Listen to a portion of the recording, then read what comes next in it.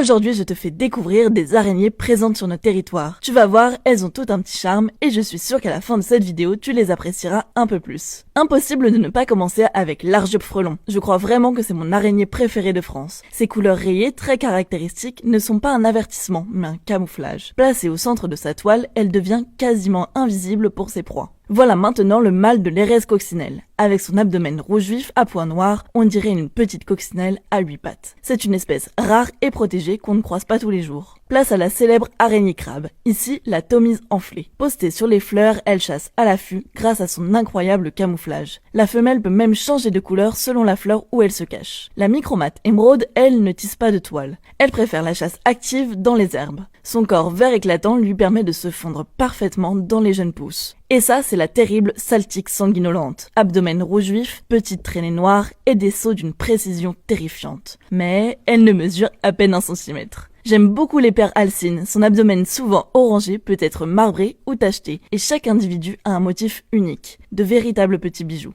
L'épère feuille de chêne porte un motif incroyable. Elle tisse sa toile dans les hautes herbes, souvent entre 2 tiges, et attend patiemment qu'une proie s'y colle. Et je termine avec Eriatus hirtus, une araignée crabe poilue, souvent verte ou jaune pâle, parfaitement camouflée dans la végétation. Elle est presque invisible jusqu'à ce qu'un insecte passe un peu trop près. Alors dis-moi en commentaire laquelle tu as préférée.